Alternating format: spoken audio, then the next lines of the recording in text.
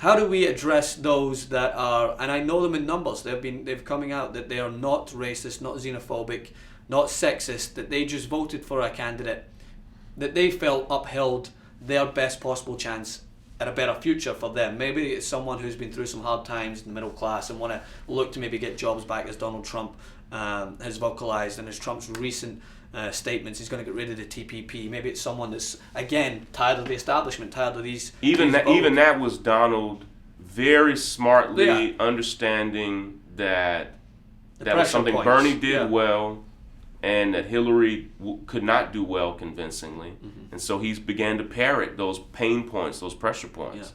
Well, of course I believe that there are millions of Americans who are struggling. Like, I come from rural Kentucky, a small factory town. My mother worked in a light bulb factory there for 45 years. Both of my grandparents worked in a factory as well for their entire lives.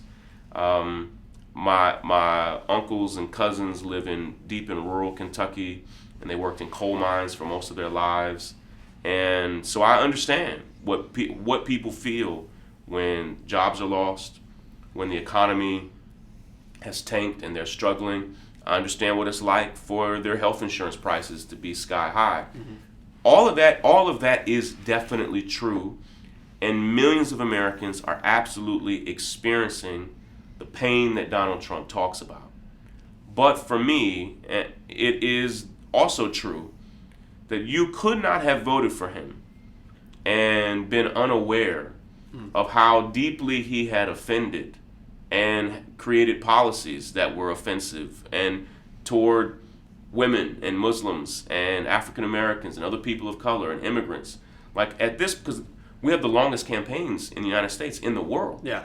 And most people don't even understand that around the world, campaigns often tend to be 2 to 3 months. And, we're talking about an 18-month, almost 2-year-long campaign.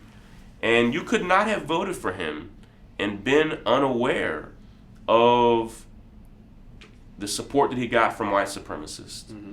and why that support existed. It was widely reported. And for me, if you voted for him, in spite of all of those things, it was a vote understanding, yes, I know that he will probably be problematic for these 10 groups of people, but I am choosing to support him anyway. And when people choose to do that, they are choosing to throw those other people under the bus for their own best interests. Yeah. And I have a problem with that. And so it may be, that person may be able to say, Shaun, I am not a bigot. I am not a xenophobe. I am not a sexist. But when you cast your vote for a man who is all of those things, it causes me to question, while you may not be bigoted, you're also not against it. Mm. You may not hate Muslims, but you sure aren't for them, mm-hmm. and for their protection. You may not be sexist, or you may not understand that you're sexist, but you damn sure aren't for the protection of women. Yeah. And you voted for him. So a lot of people very conveniently have found ways to say, but I'm not A, B, C, D, or E. You know me. Yeah. But when you cast your vote for him, it means something painful. So, case in point, this was the first heartbreaking personal moment that I had after the election. In high school, and I grew up in a town called Versailles, Kentucky. And there was a teacher that I had there, sweetest white woman who loved me and helped protect me from a lot of bigotry and racism there in the school. Mm-hmm. I don't know why she felt the need to write me and tell me, but she wrote me and told me the following day that she had voted for Donald Trump. And I need people to understand how I felt. Like, I have known this lady now, I'm 37, I've known her for 22 years. I immediately unfriended her on Facebook. I personally do not trust anyone who voted for Donald Trump. I don't trust you. I don't trust you personally. I told her, I said, are you aware that the CEO of Donald Trump's campaign, Steve Bannon, has personally led attacks against me for 2 years. And I said, were you aware of that? And she basically said yes. And I said, well, at the point in which you claim to love me, but vote for a man whose CEO hates me, we can't be friends. Yeah. And so, for a lot of us, we are faced with the reality that if you support someone who stands for what he stands for, other people might not understand it. I can't be friends with you.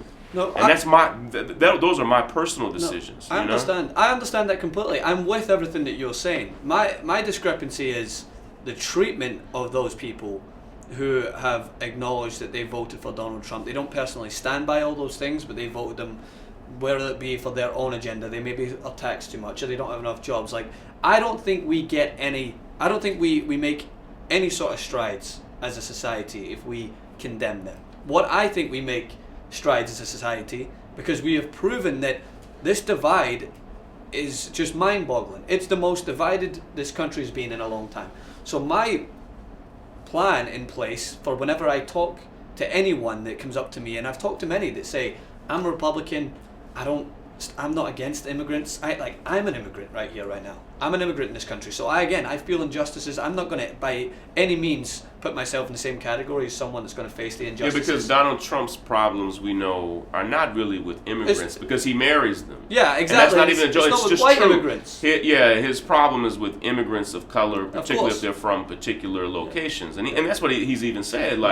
So I get that. And I'm thankful that there are people like you who, see, we all don't need to be doing this the same way. Absolutely. And so I'm grateful that there are people like you who say, hey, I'm going to try to be a bridge and to people in a way that helps build that bridge. That's not the route I'm going to take. Yeah.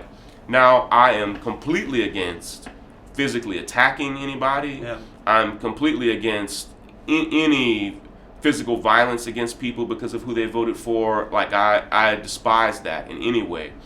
I use the phrase from Dr. King all the time that injustice anywhere is a threat to justice everywhere. Yeah. And I believe that, and I live that out.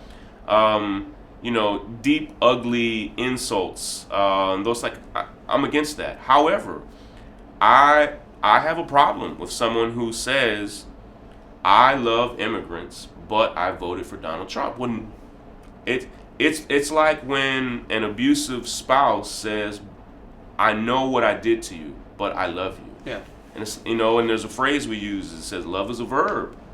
Love is what you show, it's what you live. Mm-hmm. And so I think there's this passive nature of people saying, well, I don't actively hate these people, but don't tell me you love them. No. You don't love immigrants, you don't love people of color, not you. You don't, and I hear that. And what people, it's easy for that to come out of your mouth. And what it almost always tells me is what we just said. You probably are in deep relationships with immigrants who are terrified right now. Mm-hmm.